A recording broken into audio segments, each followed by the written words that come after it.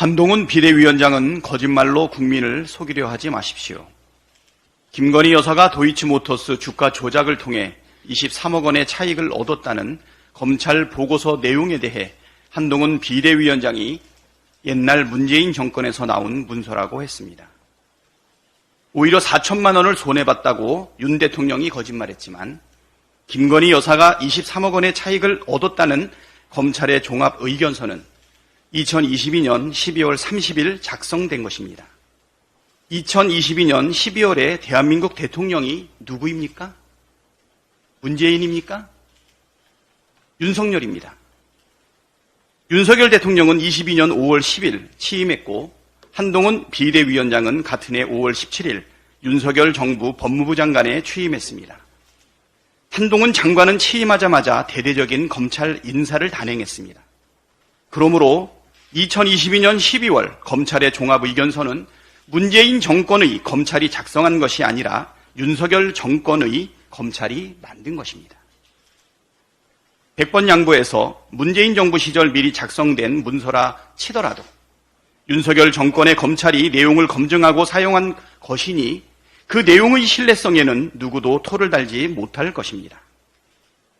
더욱이 의견서를 쓰기에 앞서 한국거래소에 이상거래 심리 분석까지 의뢰한 검찰이 사실과 다른 내용을 적었다면 그 말은 곧 윤석열 검찰이 정말 무능하다는 뜻 아닙니까?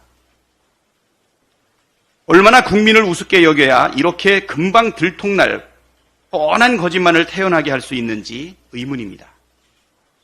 거짓말을 해서까지 김건희 특검법을 막고 주가 조작 사실을 덮어야 할 정도로 김건희 여사의 혐의가 명확해서 초조하고 다급합니까?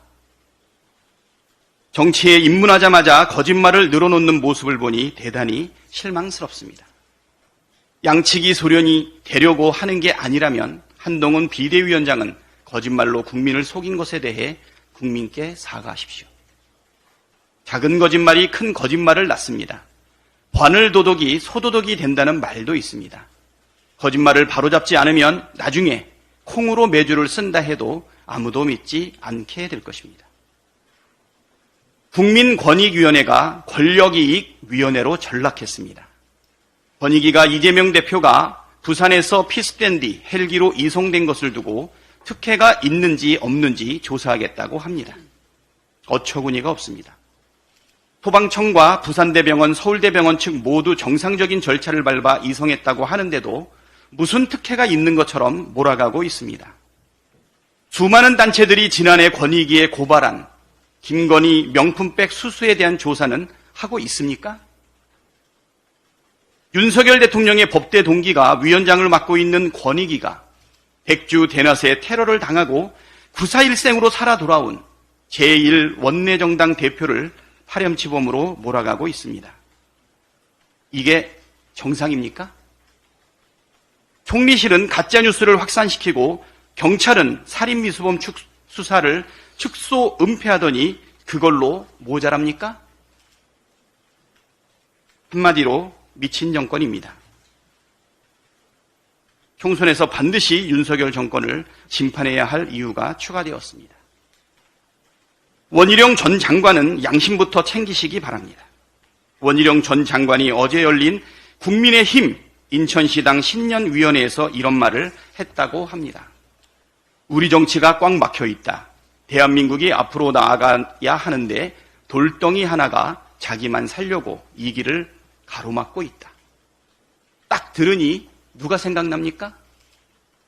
저는 윤석열 대통령이 떠오르는데 원희룡 전 장관은 다른 사람을 떠올렸나 봅니다. 그런데 참 염치도 없습니다. 다른 사람 거론하기 전에 원희룡 전 장관이야말로 돌덩이, 아니 고속도로 한복판을 가로막고 있는 커다란 바위덩어리 아닙니까?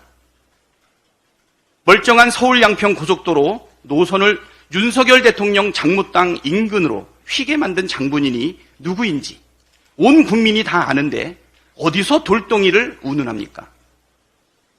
특검 수사를 받아도 모자랄 판에 투사 행세하는 모습이 정말 볼썽사납습니다.